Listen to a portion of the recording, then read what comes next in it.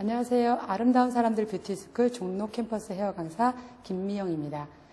오늘은 국가기술 자격에 대한 공중위생 관계법규 첫 번째 시간으로 지금부터 수업을 시작하겠습니다.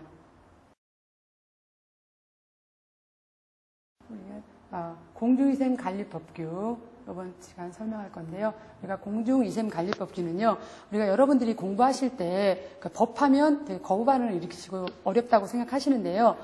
이 강의를 들으시면 그 법에 대한 거부 반응이 좀 덜 일어나실 수도 있고요.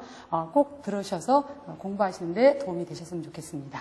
그래서 제가 시험에 나오는 위주로 여러분들이 궁금해 하셨던 거, 이해가 안 간 부분을 위주로 설명을 드리겠습니다. 그래서 목적 및 정의. 그래서 우리가 목적은요, 공중이 이용하는 영업과 시설의 위생관리 등에 관한 항을 규정을 함으로써 위생 수준을 향상시켜 국민의 건강 증진에 기여함을 목적으로 한다. 이렇게 빨간 글씨를 쳐놓은 것은요, 가로넣기 이런 식으로 문제 나오거든요. 그래서 우리가 국민의 건강 증진을 위해서 우리가 공중위생관리법규를 한다는 것을 꼭 알고 계시면 되고요. 정의가 있는데, 정의는 공중위생 영업, 다수인을 대상으로 위생관리 서비스를 제공하는 영업으로 우리가 숙박업, 목욕장업, 이용업, 미용업, 세탁업, 위생관리 용업 등이 이에 속합니다. 그래서 우리가 다른 것들은 우리가 미용하고 관계없기 때문에 전부 다 뺐고요. 미용업, 일반 미용. 그래서 미용에는 우리가 일반 미용이랑 피부 미용으로 나눠져 있어서 우리가 지금 하고 있는 것은 일반 미용에 대한 건데요. 손님의 얼굴, 머리 또는 피부 등을 손질할 손님의 외모를 아름답게 꾸미는 영업이다. 이렇게 해서 이 용어를 뜻을 꼭 알고 계셔야 되고요. 피부 같은 경우는 의료기구나 의약품을 사용하지 아니하는 피부 상태 분석이나 피부 관리 제모 속눈썹을 하는 영업이다. 이렇게 알고 계시면 됩니다. 그래서 이 용업 같은 경우는 손님의 머리카락 또는 수염 같은 것을 깎아서 용물을 아름답게 하는 영업이다. 이렇게 해서 알고 계시면 됩니다. 그래서 여기서 알고 계실 것들은 공중위생 영업이 어느 부분들이 공중위생 영업에 속하는가 해서 알고 계시면 되고요. 그다음 미용업이랑 피부, 일반, 이용업들을 구분할 수 있게끔 알아두시면 됩니다. 그래서 우리가 이제 공중위생관리법규를 하게 되면요, 우리가 관련 기관, 부처가 나오게 되는데요. 이거를 정확하게 찍어 넘어가시면서 여기에서 어떠한 것들을 하는지, 그래서 용어를 알고 계시면 뒤에 가실 때 공부하실 때 많은 도움이 되고자 제가 여기다 써놨거든요. 그래서 우리가 관련 기관 같은 경우 보면 우리가 대통령령이 있을 거고요. 그 다음에 보건복지부령이 있을 거예요. 그 다음에 이제 시도지사, 특별시장, 광역시장은요, 같이 한 묶음으로 묶어보시면 돼요.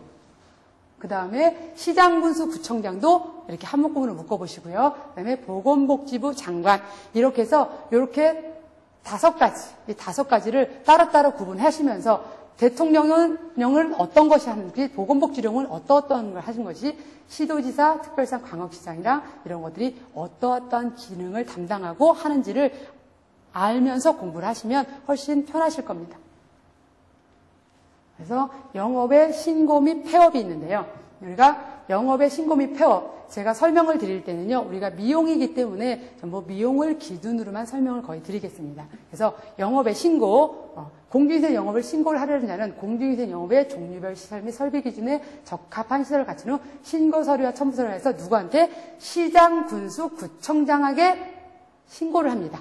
이거를 꼭 알아두셔야 돼요. 그래서 우리가 미용실을 차리고자 한다. 그러니까 쉽게 말하면 우리가 미용실을 차리려고 해요. 미용실을 차리려고 그러면 누구한테 신고하는가? 이렇게 문제가 나오면 시장, 군수, 구청장한테 신고한다. 이렇게 알아두시면 되겠습니다. 그래서 우리가 신고할 때 서류가 있는데요. 우리가 사지선다형이죠. 이런 것들은 그냥 3개 있는 것들 문제 나오기 쉽겠죠. 그래서 영업시설 및 설비 개요서가 필요하고요.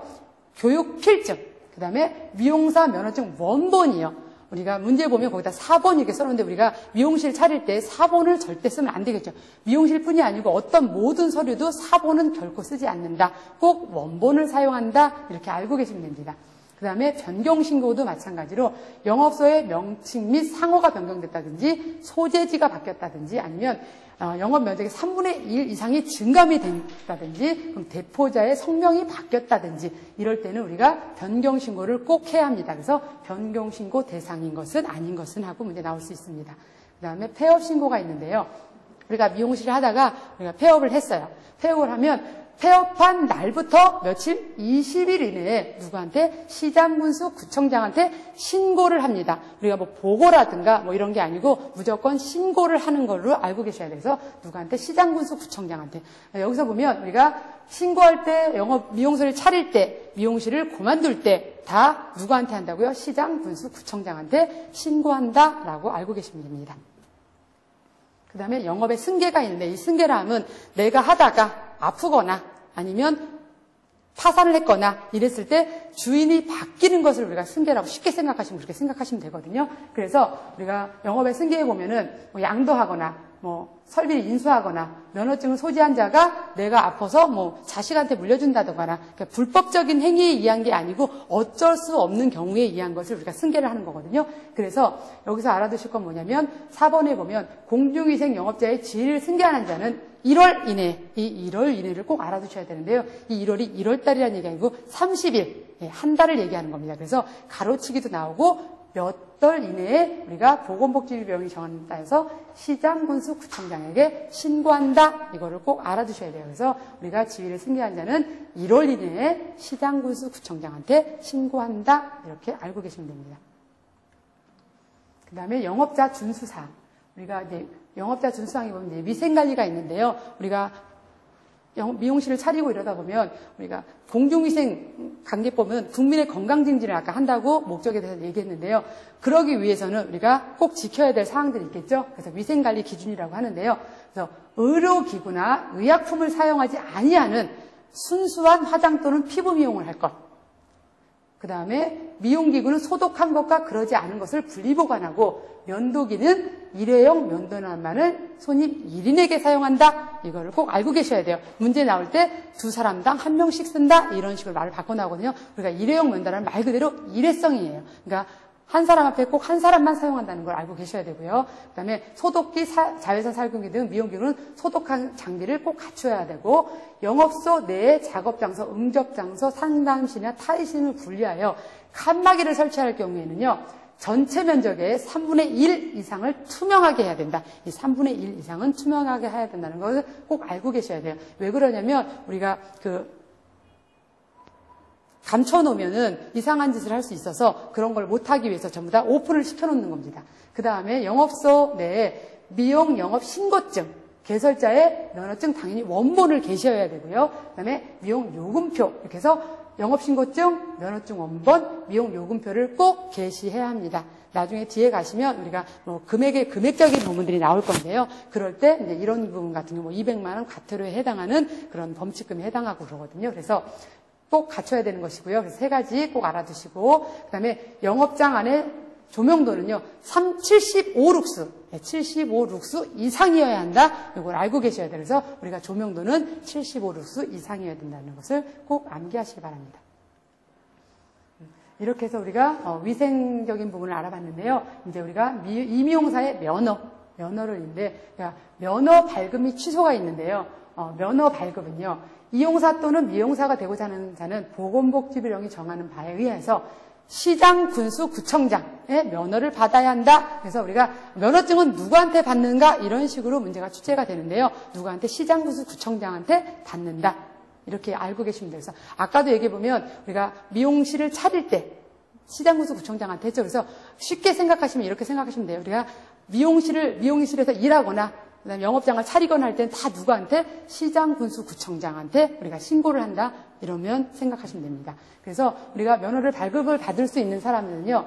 전문대학에서 미용에 관한 관련학과를 졸업한 자는 면허증을 받습니다.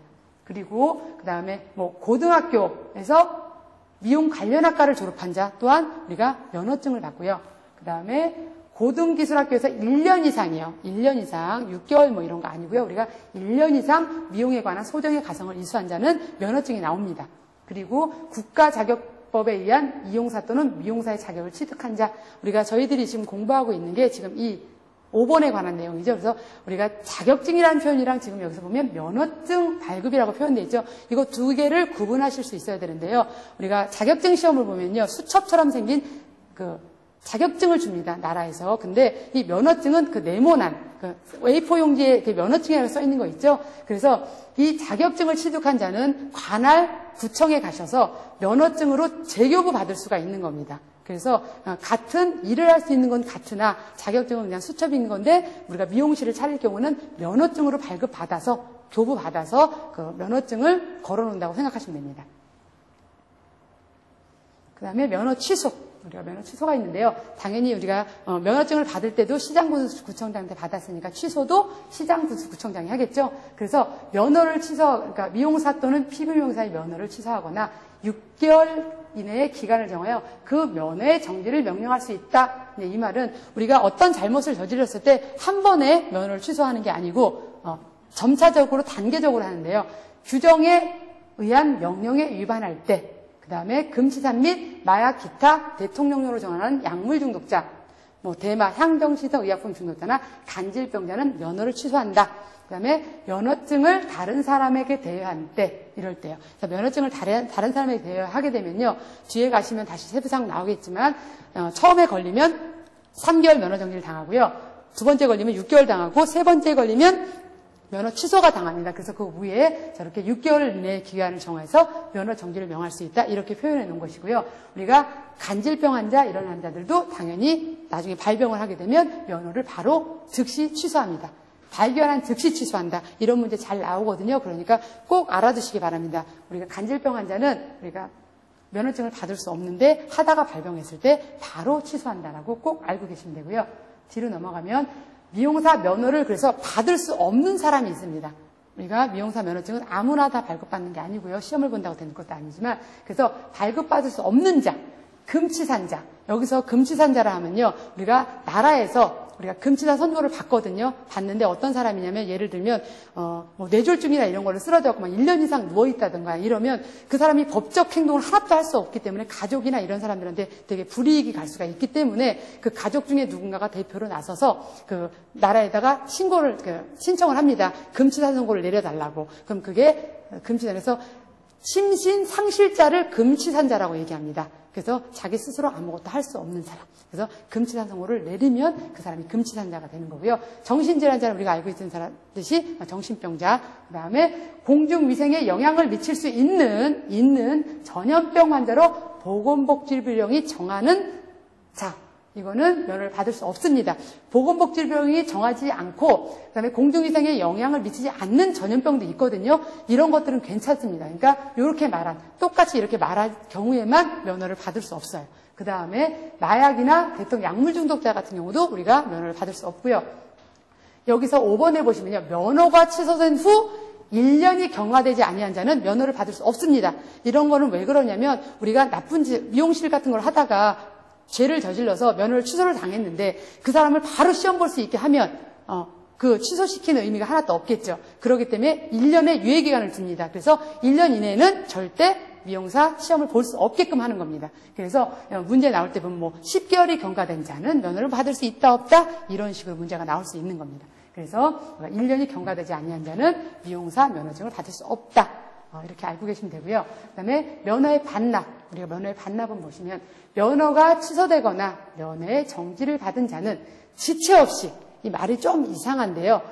지체 없이 시장군수구청장에 면허증을 반납한다 이렇게 나와 있습니다. 그래서 여러분들이 문제 푸시다 보면 이 말이 나오면 말이 좀 이상하니까 자꾸 답이 아닌가 싶은데요. 우리가 받을 수 없는 사람이 미용행위를 할 수 없으니까 생겼을 경우 내가 정신병 같은 경우는 내가 있다가도 없을 수 있는 거기 때문에 내가 없었는데 어느 날 정신병이 생겼어요. 그럼 그걸 알았는데 이럴 때의 조치사항으로 옳은 것은 하고 이제 문제가 나오거든요. 그러면 발견한 즉시 면허를 취소해서 지체 없이 우리가 시장군수구청장한테 면허를 반납을 한다. 이걸 꼭 알고 계셔야 됩니다.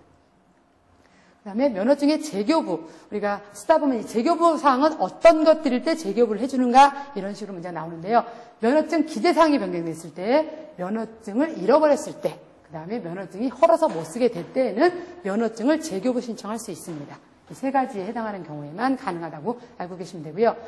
면허증 분실. 그래서 분실했던 면허증을 찾은 경우 우리가 면허증 같은 건 없을 수 있겠는데 우리가 뭐 지갑을 잊어버렸다든지 이랬을 때 주민등록증 같은 거 분실하시죠? 분실했는데 나중에 내가 새로 주민등록증 발급받았는데 조금 있다 보니까 주민등록증을 찾았어요. 그랬을 경우에 우리가 그냥 없애고서 폐기는 하지만 이 면허증 같은 경우는요, 우리가 반납을 해야 되는데요. 그럴 땐 둘 중에 어떤 것을요? 새로 발급받은 거 우리가 안 하죠? 우리가 신분증도 그렇듯이. 그래서 잃어버렸다 찾은 면허증을 어떻게 해요? 지체 없이 시장군수구청장한테 반납을 해야 합니다.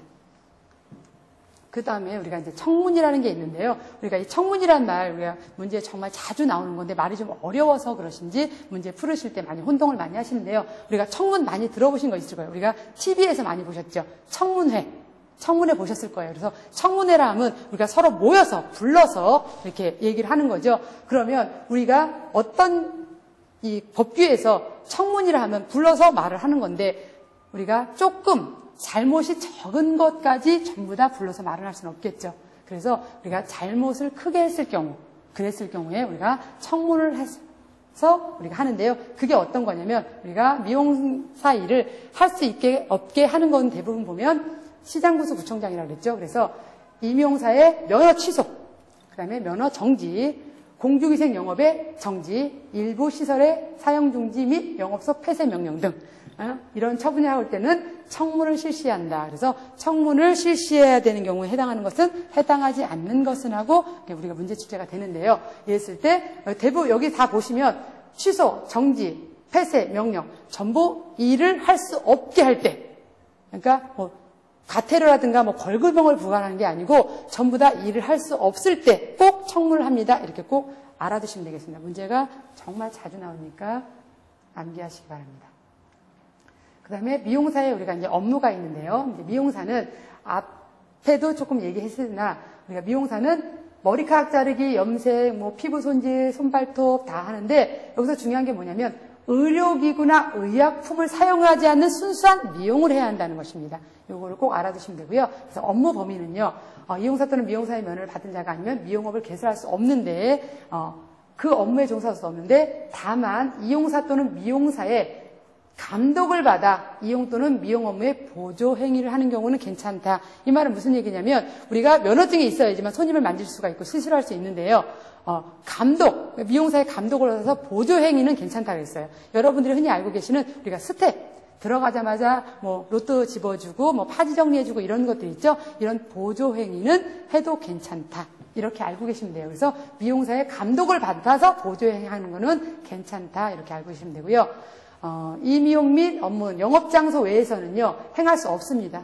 그건 이제 불법이죠. 그런데, 우리가 다만, 보건복지비용이 정하는 특별한 사유가 있는 경우에는 그러지 아니하다. 이렇게 되어 있습니다. 그래서 그 특별한 사유가 어떤 것인지 그 세 가지가 있을 건데요. 그 세 가지는 해당하는 것만 합니다. 그 다음에, 이용 및 미용사의 업무 범위에 관한 필요한 상황은 보건복지부령으로 합니다. 이렇게 꼭 알고 계시면 되고요.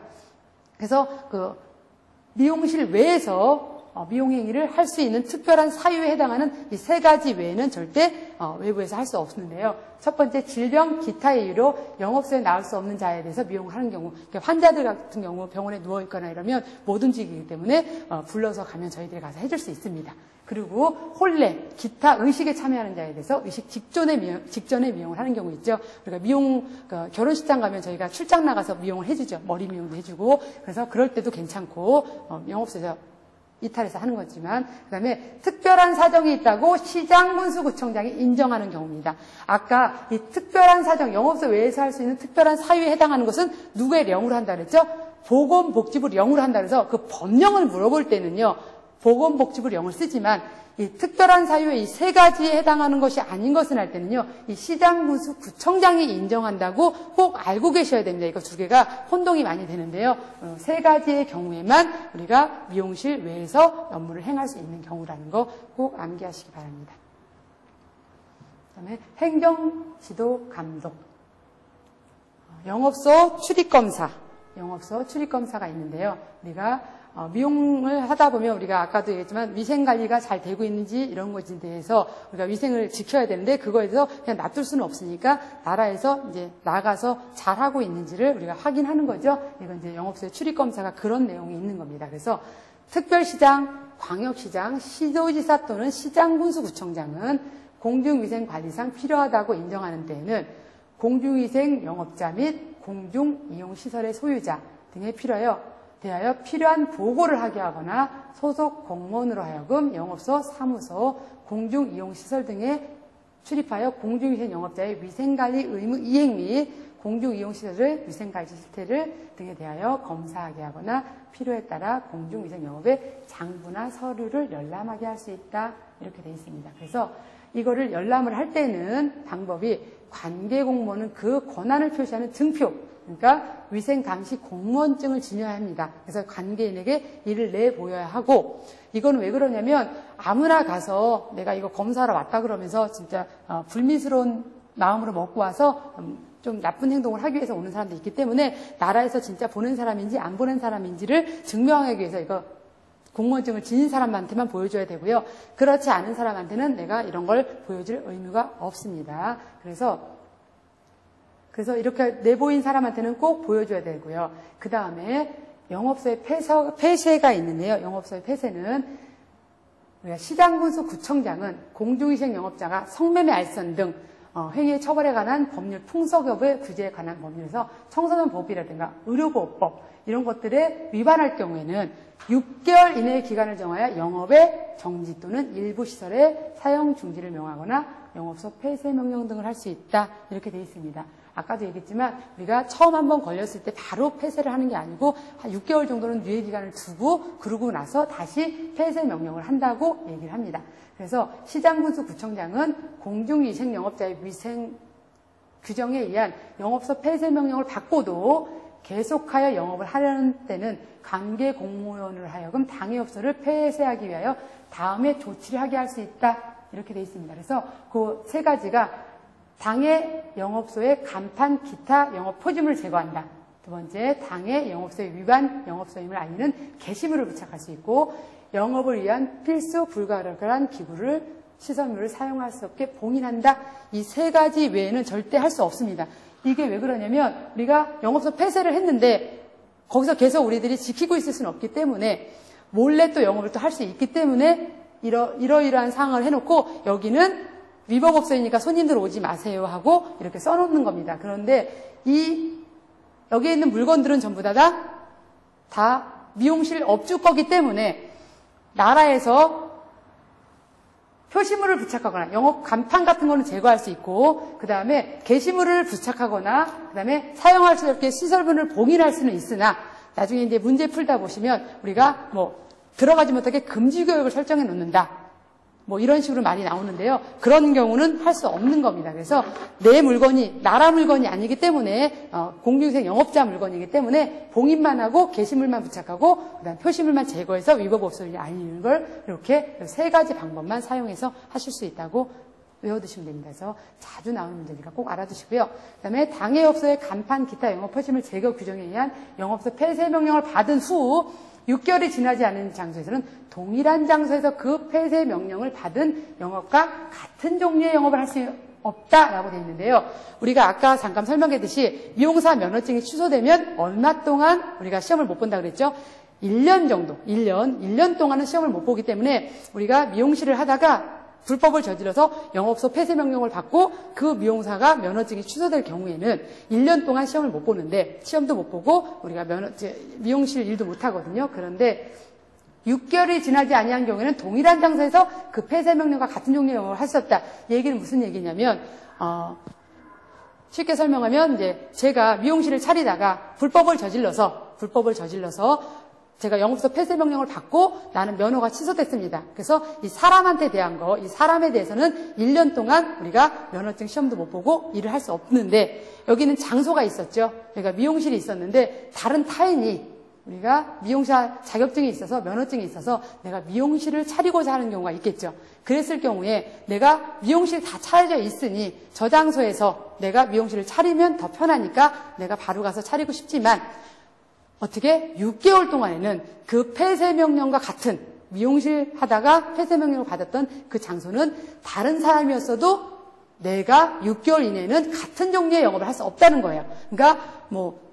식당이나 이런 건 되지만 그 폐쇄명령과 같은 미용실은 절대 다른 타인도 못한다. 그래서 6개월이 지나지 않으면서 장소를 물어볼 땐 6개월.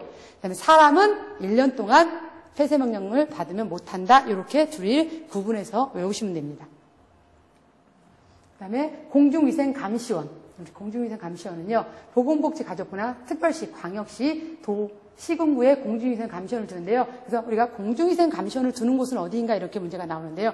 큰 도시만 둡니다. 읍면단 탐호소는 안 주고 큰 도시만 둔다고 생각하시면 되고요.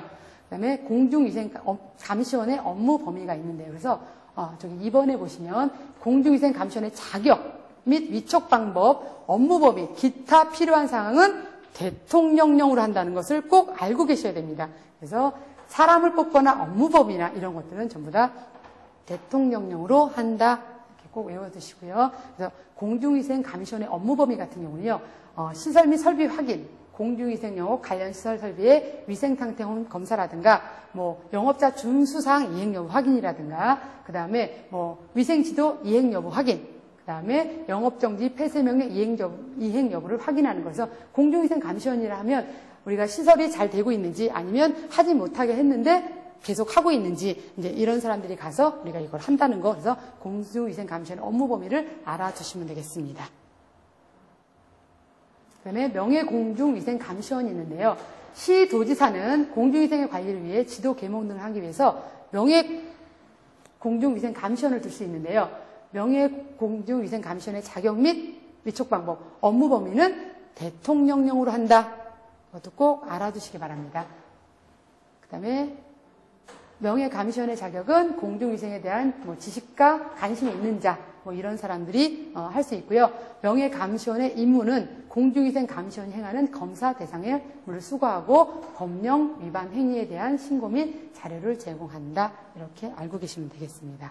그래서 시도지사는 명예감시원의 활동을 지원하여 예산의 범위 안에서 시도지사가 정하는 바에 따라 수당을 지급할 수 있다. 이렇게 되어 있습니다. 그래서 명예공중위생감시원에 대해서 설명을 했습니다.